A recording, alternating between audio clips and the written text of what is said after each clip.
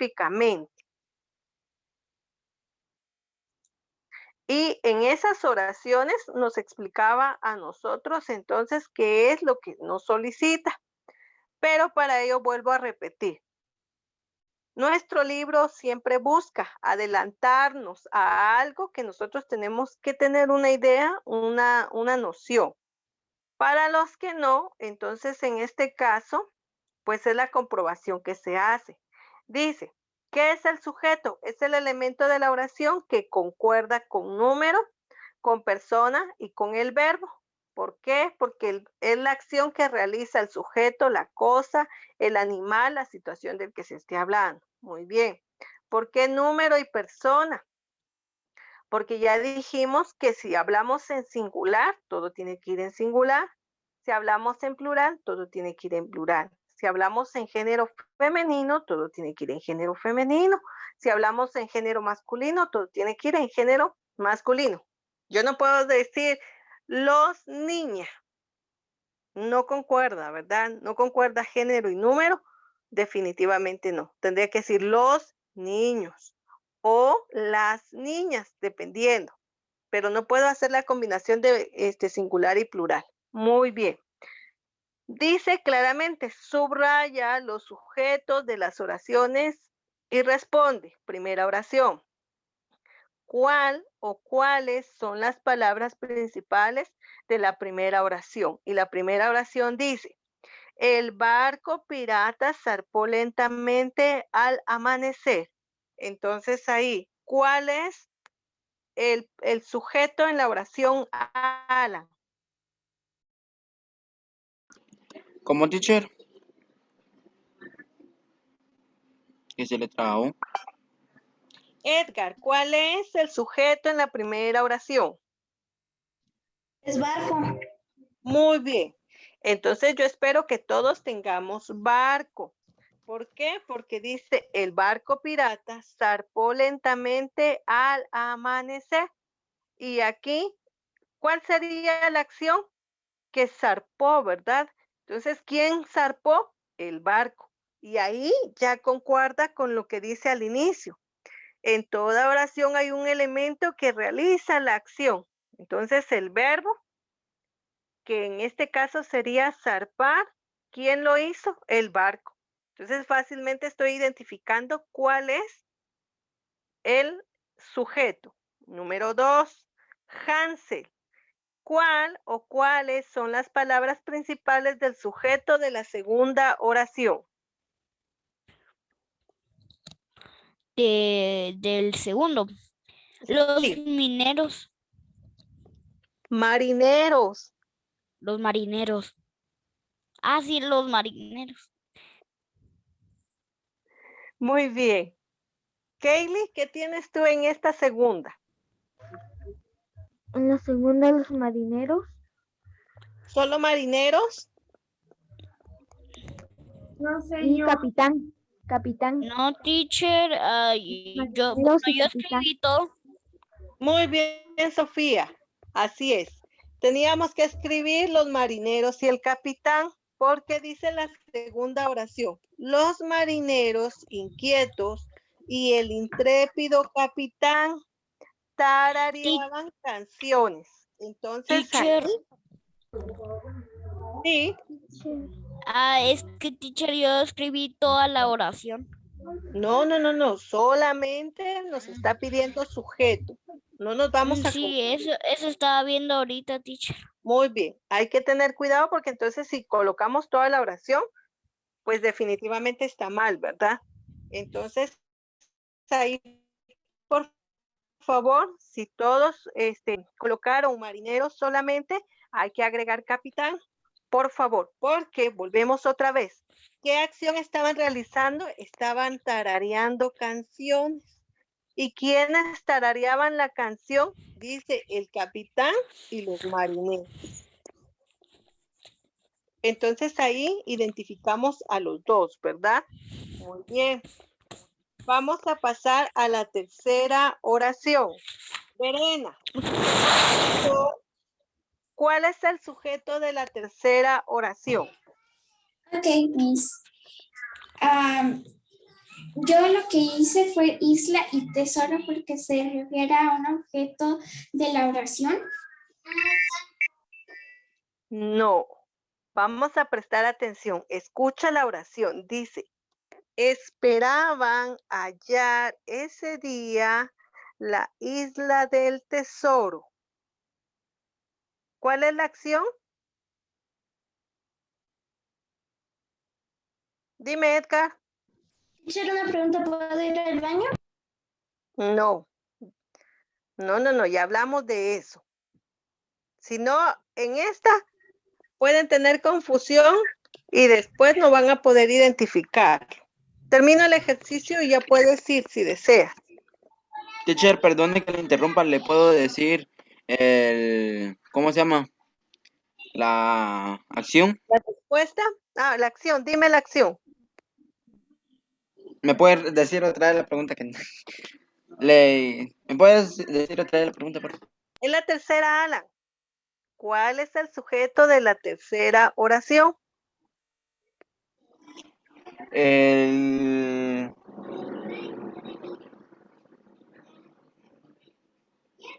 Lentamente, intrépidos y canciones. ¿En eso lo puedo decir yo, disculpe? Sí, dime, Sofi. Prestemos atención, mis hijos. Dime, Sofi. ¿Puse isla o tesoro? No, porque recuerden que la isla y el tesoro no están haciendo ninguna acción. ¿Se lo puede decir? A ver, por favor, silencio.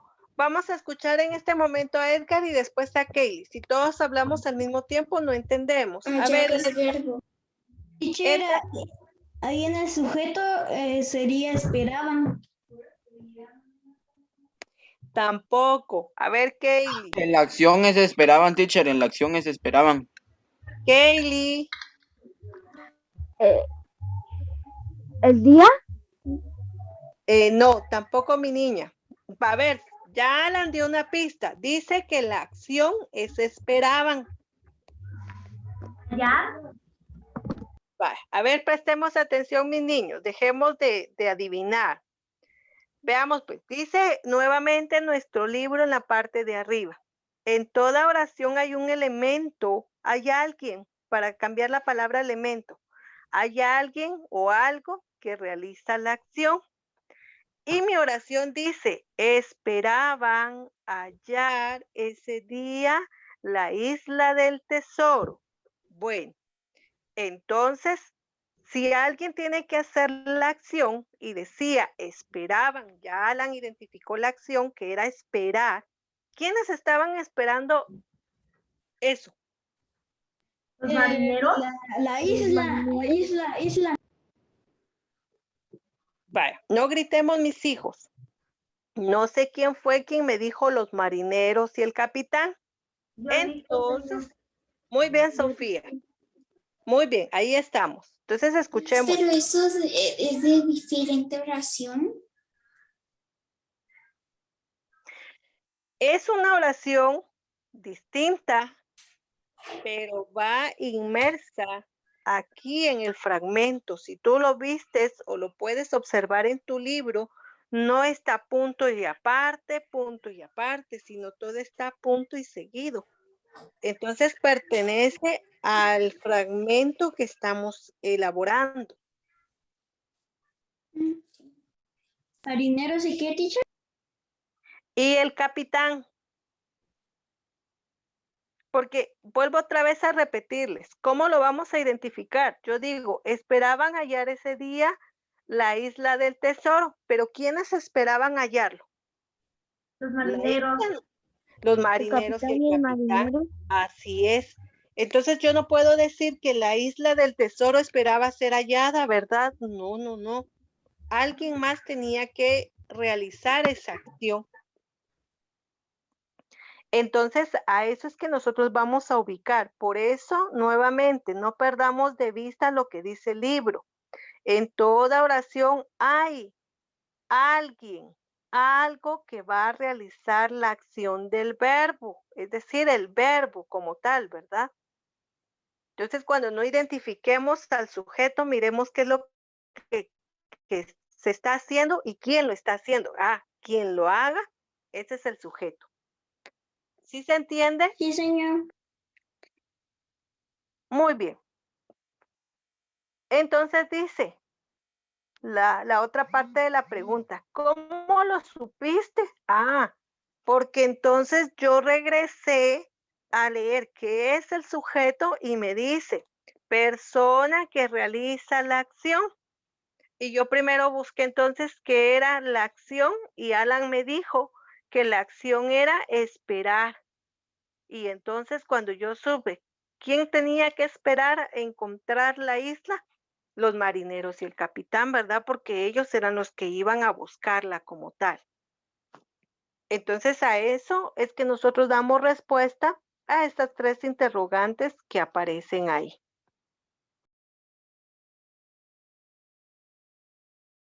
Voy a continuar. Voy a continuar en mi documento y luego vamos a pasarnos para terminar de refrescar la información a nuestro libro. Órale, Dice, señor. ¿Puedo ir al baño? sí, pero por favor después presta bien atención a volver a ver la clase. Está bien, señor. Muy bien, dice, desde el punto de vista sintáctico, toda oración propiamente dicha se divide en un sujeto y un predicado.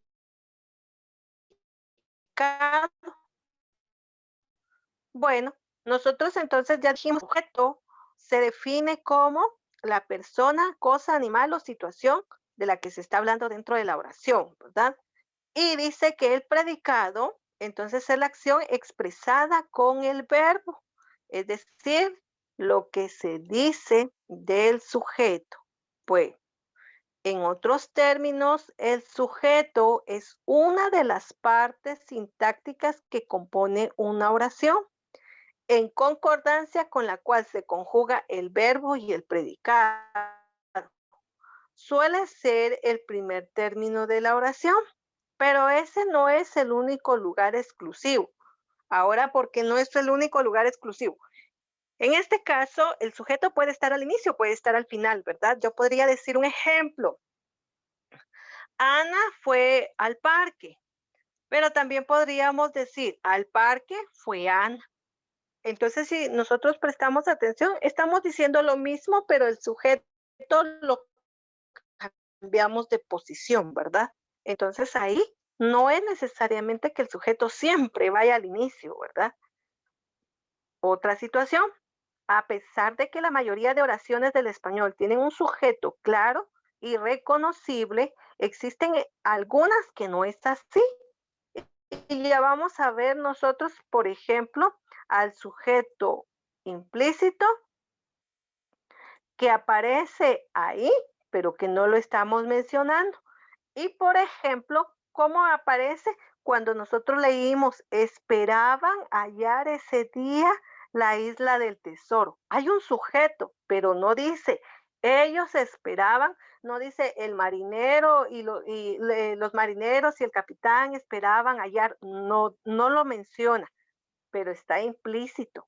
Entonces, por eso es de que nosotros vamos a encontrar sujeto implícito que está ahí involucrado, pero no dice claramente a qué se refiere.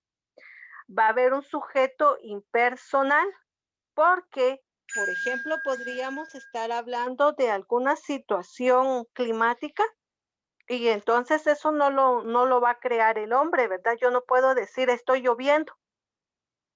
Entonces, yo no lluevo.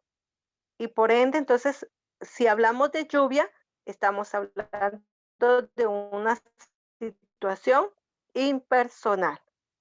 Vamos a continuar. Dice, para comprobar cuál es el sujeto, el método tradicional consiste en observar el verbo. Y nosotros ya lo hicimos, ¿verdad? Vimos entonces que en un momento determinado vamos a observar cuál es la acción, cuál es el verbo y así ya sabiendo cuál es el verbo, nosotros ya sabemos quién lo realiza. Por ejemplo, dice, Juana come vegetales. Ay, pero yo no sé si Juana o vegetales es es el sujeto. Ah, bueno. Entonces voy a decir come, que es la acción, ¿verdad? Entonces en este caso es el verbo, come. Ah, bueno, pero ¿será que vegetales come a Juana o Juana come a los vegetales? Entonces aquí yo voy a identificar, sí, Juana es la que está comiendo, ¿verdad? Entonces, por ende, Juana es mi sujeto como tal. Ya identifiqué, Juana come vegetales. ¿Cuál es el sujeto? Juan. Muy bien. ¿Y qué está haciendo Juana? Comiendo. ¿Y qué es lo que come? Vegetales. Entonces ahí el verbo me ayuda a mí a saber cuál es el sujeto. ¿Alguna duda con respecto al sujeto? No, señor. Muy bien, gracias. Voy a continuar. Dice, existen tipos de sujeto. El sujeto puede clasificarse de distintos modos atendiendo diversos criterios. Los principales son, nosotros ya vimos, ¿verdad? Que entonces puede haber un sujeto implícito, un tácito, un impersonal. Bueno, entonces ahora vamos a conocer al sujeto expreso, al sujeto tácito, que así lo llaman las personas. ¿Y qué es el sujeto expreso y el sujeto tácito? Porque son lo mismo. Dice, la primera distinción que debemos hacer para clasificar el sujeto tiene que ver con la aparición explícita en la oración. Ya me está dando una idea. Dice, así cuando el sujeto está enunciado como tal dentro de la cadena sintáctica, o sea, cuando se dice expresamente, estamos hablando de un sujeto expreso. Muy bien. Cuando nosotros no encontremos en este caso al sujeto, entonces estamos dando un sujeto omitido o de un sujeto implícito. Muy bien, aquí vamos a ver, dice, yo tengo 77 años. Bueno. ¿Quién tiene los 77 años en la oración? Él, o sea, yo. Muy bien, así es, gracias. Ahí está yo, ¿verdad? Entonces, acá se identifica el sujeto. O sea, es muy claro. Si yo dijera, tengo 77 años, ¿quién tiene los 77 años? La Cuando persona. dice tengo, se está refiriendo a sí mismo. Exacto. Igual sigue siendo la misma persona, ¿verdad? Entonces ahí tenemos un sujeto, ¿verdad? Expresado, no, perdón, pero se sobreentiende que es la persona quien se está refiriendo. Yo podría decir, yo ayer fui a una reunión, pero podría decir solamente fui a una reunión y a quién me estoy refiriendo a la misma persona. Entonces ahí vamos a identificar cuándo está especificado mi sujeto y cuándo solamente solamente está implícito, pero no lo estoy mencionando, ¿verdad? Voy a continuar. El sujeto agente o sujeto paciente.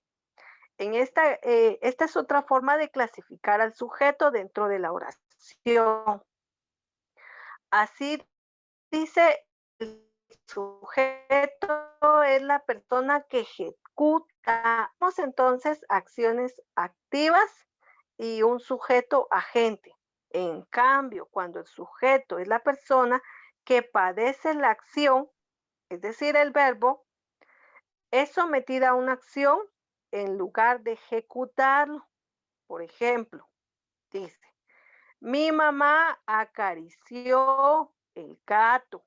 Y aquí nos dice que este es un sujeto agente. ¿Por qué es un sujeto agente? Porque ella en este caso está haciendo